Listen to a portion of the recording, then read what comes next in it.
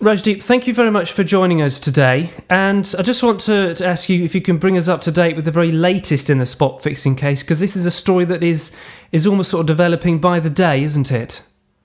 That's right. Two of the three cricketers in the spot fixing scandal have already got bail, along with 18 others who were arrested in the case.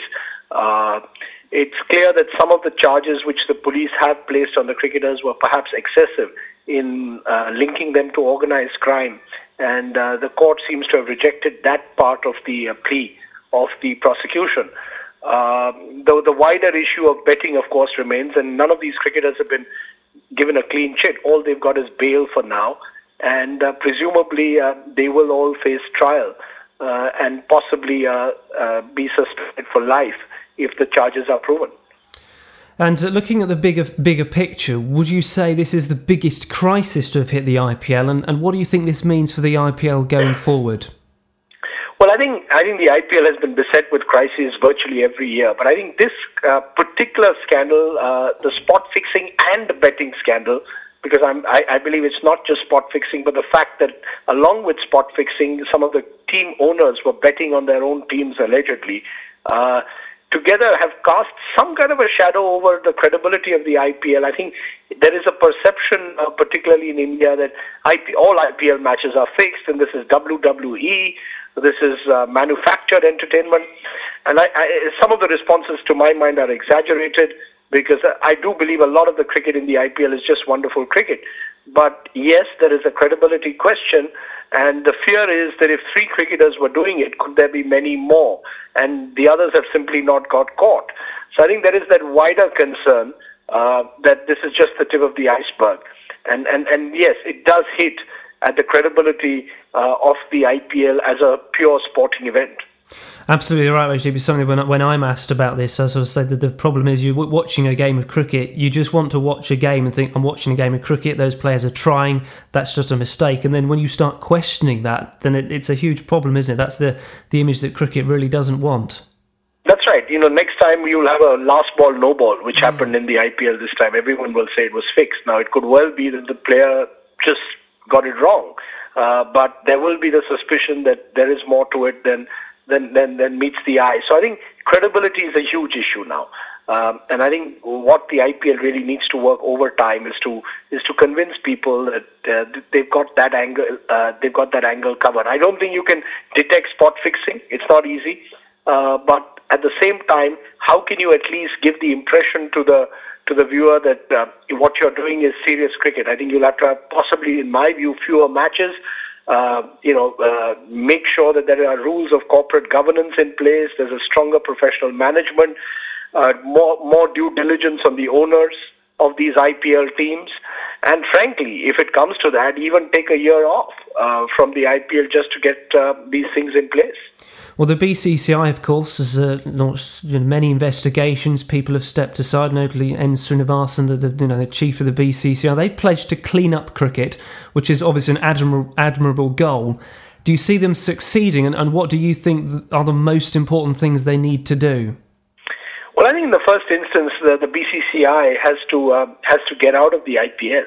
I don't think the IPL can be, as it is at the moment, just an adjunct or a subcommittee of the BCCI, because that's what breeds the monopolies, that breeds the opaqueness in ownership and rules, and that brings the lack of professional management. The BCCI has done a lot of good for Indian cricket in terms of helping with infrastructure and helping to set a solid foundation for the game. But I think the running of the IPL should be left completely to professional management under extreme rules of corporate governance. And I think that's really the road ahead. That the BCCI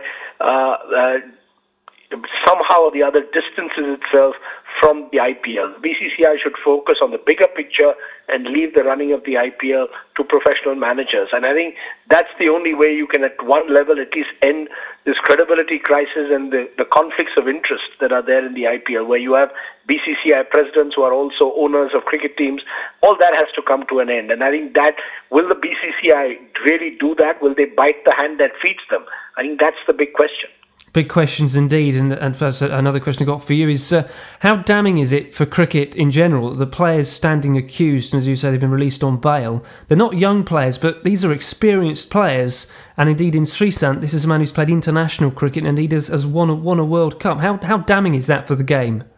I think it is hugely damning when a double World Cup winner, because he's a winner of a 2020 yes. World Cup along with a 50-over World Cup, Sreesanth, when someone like that resorts to spot fixing, then you can't just pass it off as greed.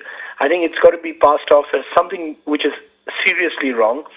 I would like to believe it's not endemic, but I clearly think that there is a problem. I think there is a problem because there is a lack of due diligence. I think there is a problem because the game itself has sort of exploded so quickly that there's been little time for people to even stand and take a pause as to, how do you mentor young players? How do you create an environment where, fixing of any kind is unacceptable?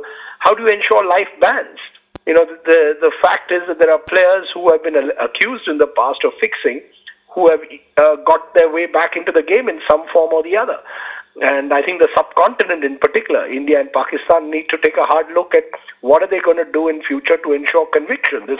I think only if cricketers spend an extended period in jail for fixing will you actually have a severe enough deterrent. Otherwise, there are players out there who perhaps believe that the laws are weak enough for them to be back on a cricket field within a year.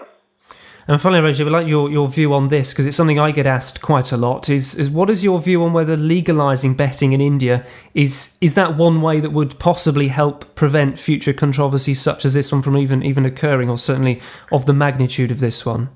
Look, I think the whole debate over legalizing betting is a complex and controversial one. At one level, yes, I think we need to end the hypocrisy that betting doesn't take place in cricket matches, and the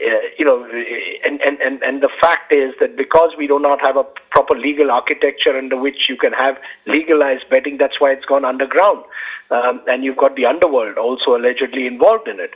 So I think you need to seriously look at, can you legalize betting in India in a way that it's done through a proper regulatory framework. I don't think legalizing betting should be an open license to anyone and everyone to bet. I think you need to create an environment where betting can take place, as it does in England, for example, in a fairly liberal but regulated framework. I think the challenge is that. So I would support legalizing betting, but I don't think that's going to be the only way out, because if you legalize betting, are you going to be able to stop the underworld in some way from carrying out their other operations in cricket? I don't know. So it's an open question whether betting alone, whether legalizing betting alone will fix the problem. But I think it can generate revenues, as well as at least make the process more transparent. What is opaque today, what is underground today, some of it will come overground.